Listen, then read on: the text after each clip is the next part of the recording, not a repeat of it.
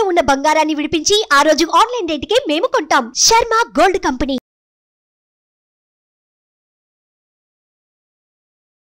నమస్తే, welcome to Suman TV. నేను మీ యామ్ని. ప్రస్తుతం మనతో ఉన్నారు ప్రముఖ ఆధ్యాత్మికవేత్త గురుస్వామి డాక్టర్ బ్రహ్మశ్రీ రాజన్ నంబూద్రి గారు ఉన్నారు. గురుగారితో మాట్లాడి మనకున్న సందేహాలను అడిగి తెలుసుకుందాం. నమస్కారం గురుగారు. నమస్కారం అమ్మా.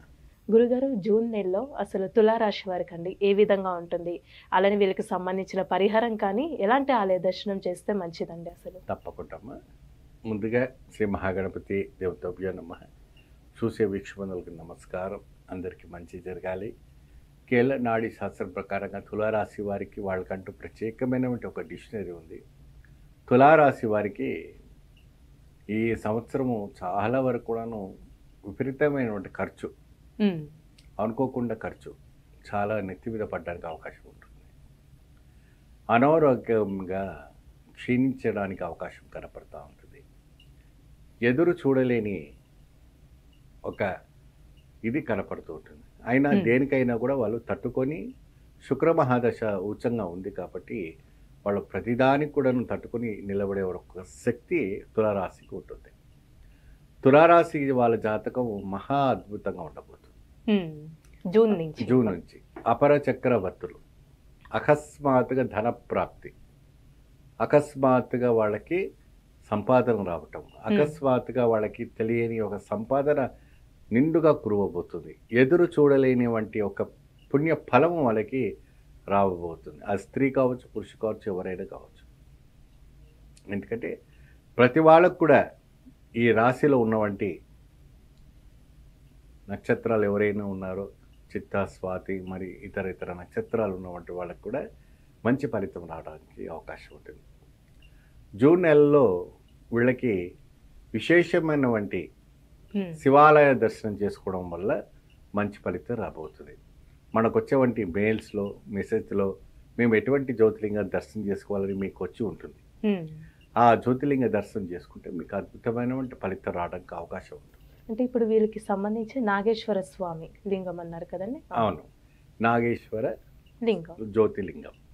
ఈ నాగేశ్వర జ్యోతిలింగం అనేది మనకి ద్వారకాధీశ్వరంలో ఉన్నట్టుగా మనకు తెలుస్తుంది. అది మీరు గూగుల్లో కొడితే మీకు తెలిసిపోతుంది అది ఎక్కడ ఉంటుందో. అక్కడికి వెళ్ళి మీరు దర్శనం చేసుకుంటే సరిపోతుంది. తులారాశి వాళ్ళు ప్రత్యేకంగా ఈ ఆలయానికి వెళ్ళి 3 రోజులు నిద్ర చేయాలి. 3 రోజులు నిద్ర చేసి ఈ మంత్రాన్ని 3 రోజులు అక్కడ వాళ్ళు పఠిస్తే జీవితంలో తిరుగులేని సంపాదన మీరు సంపాదిస్తారు. అపర కుబేరులు కావడానికి 100% పరమ సత్యం.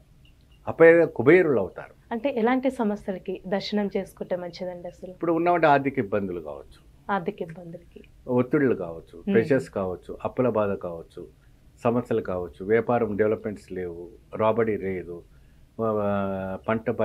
పంట నష్టంగా ఉన్నాయి, అంత మాదిరి ఒక విపరీతమైన ఇది భార్యాభర్తలతో అన్యోన్యంగా ఉండకపోవటం, అనేక రకమైన సమస్యలు ఉండటము, లేని వ్యాధులు రావటం, అనేక రకమైనటువంటి కూడా మనకు ఇక్కడ కనపడుతున్నాయి. కాబట్టి మీరు జాగ్రత్త వహించవలసినటువంటి ఈ యొక్క ఆలయానికి వెళ్ళి విశేషమైనటువంటి పూజ చేసుకోవడం వల్ల మంచి ఫలితం లభిస్తుంది. పోతే మొన్నే మనకి ఈ యొక్క విశేషమైనటువంటి నర్మదా పుష్కరాలు జరిగాయి. అవునండి. ఆ నర్మదా పుష్కరాలు జరిగినప్పుడు సందర్భంగా ఎన్నో రకాలైనటువంటి రాసులకి కొన్ని పుణ్యము, కొన్ని పాపము, కొన్ని పురుషార్థం అనేది మనకు తెలుస్తూ ఉంటుంది. దాంట్లో ఈ ఒక 12 రాసులు కూడా మనకు కనపడుతుంది. అంటే 12 సంవత్సరానికి ఒక నదికి పుష్కరం అవుతుంది. ఏ నదికైనా, గోదావరి కావచ్చు, కృష్ణ కావచ్చు, నర్మద కావచ్చు, సింధు కావచ్చు, మరి కావేరి కావచ్చు, తుంగభద్ర కావచ్చు, ఏదైనా కూడా 12 సంవత్సరాలు ఒకసారి పుష్కరం. ఆ పుష్కరుడు అందులో ప్రవేశిస్తాడు కాబట్టి దాన్ని పుష్కర తీర్థము అంటారు. రేపు మనకి అంటే మహాకుంభమేళ కూడా మన తెలుగులో హిందూ నార్త్ ఇండియన్స్ ఆడతారు. ఆ కుంభమేళ అనేది అది వేరే విషయం. సో ఈ తులారాశికి వారికి ఏంటి అంటే ఆర్థికంగా, మానసికంగా ఒత్తిళ్లతో అనేక రకమైనటువంటి సమస్యలు పడే వాళ్ళకి మీకు మంచి లాభదాయకం వచ్చేవంటి ఒక యోగం మీకు కనపడుతుంది. కాబట్టి స్ఫటిక లింగాన్ని స్ఫటిక లింగానికి ఏం చేయాలంటే ప్రత్యేకంగా విభూది, ఆ విభూతిలో బాగా అభిషేకం చేసిన వంటి విభూతితో పాటు ఒక్కొక్క బ్రాహ్మణుడికి దానం చేయటం చాలా విశేషం. ఎక్కడైతే మీరు ఆలయ ప్రవేశిస్తూ ఉంటారో ఆ ఆలయం దగ్గర ఒక బ్రాహ్మణునికి 11 స్ఫటికలింగాలు దానం చేయండి. ఆ స్ఫటికలింగంతో పాటు వస్త్రము, పండు, ఫలము, పుష్పము ఏదైనా ఇస్తే మంచి ఫలితం లభిస్తుంది. అంటే అంత దూరం వెళ్ళలేను వాళ్ళకి, అంతే కదండి. అంటే ఒప్పుకుంటే ఆ స్వామిని తలుచుకుంటే తప్పకుండా వెళ్తారు. అవును. లేని పక్షాన ఇక్కడ దగ్గర ఉన్న శివాలయాల్లో కూడా ఈ స్ఫటికలింగాలు తీసుకొచ్చి మీరు దానం చేయండి. ఆ దానం చేసేటప్పుడు ఒక మంత్రం ఇస్తాను. ఆ మంత్రాన్ని మీరు జపం చేసుకోండి, మంచి ఫలితం లభిస్తుంది. మంచి పరిహారం తెలియజేశారు గురుగారు. ధన్యవాదాలు మీకు. నమస్తే. చూసారు కదండి గురుగారి మాటల్లో. మీరు కూడా గురుగారిని సంప్రదించాలి అనుకుంటే మీకు స్క్రీన్ మీద నెంబర్ కనిపిస్తుంది కదా, ఆ నెంబర్కి కాల్ చేసినట్టయితే గురుగారి అపాయింట్మెంట్ అనేది మీరు తీసుకోవచ్చు.